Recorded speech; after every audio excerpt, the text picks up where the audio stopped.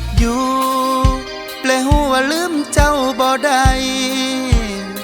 เจ้ายังฝังเลิกในใจศาสตร์นี้สิลืมได้หรือบ่ย้อนเป็นความมักข้างทำอิฐที่เอาชีวิตอายทุ่มเทสร้างก่อสัวชีวิตนี้หนอคิดว่าจะขอให้เจ้าเป็นคนสุดท้ายเมื่อทางหักเข้าจบน้องคือสิลบไอออกจากใจไปหมดแล้วไอคงเป็นสายปลายแถวบ่มีคุณค่าความหมายเมื่อเขาคนนั้นเข้ามา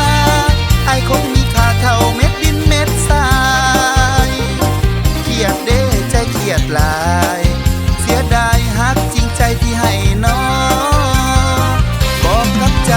ให้ลืมสิลืมเขานั้นให้ได้สิลบออกจากใจ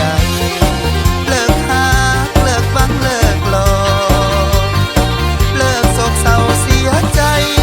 เลิกห้องให้นั่งน้ำตาไหลคอ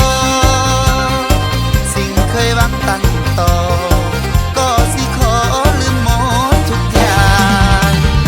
เป็นอย่างน้อใจเฮายามเครียดเขาคือว่าสิลืมได้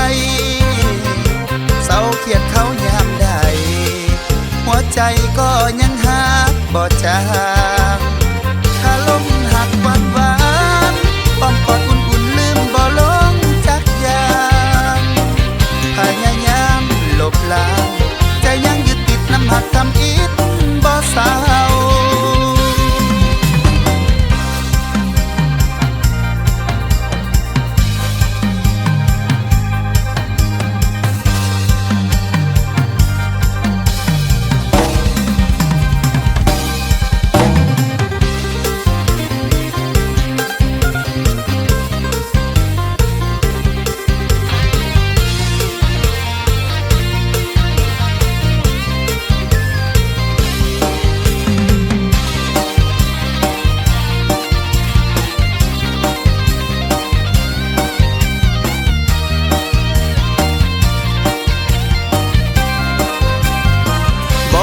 ใจให้ลืมสิลืมเขานั้นให้ได้สิลบออกจากใจเลิกหาเลิกฟังเลิกหลอกเลิกโศกเศร้าเสียใจเลิกห้องให้นั่งน้ำตาไหลคอสิ่งเคยหวังตั้งต่อก็สิขอลืมหมดทุกอย่าง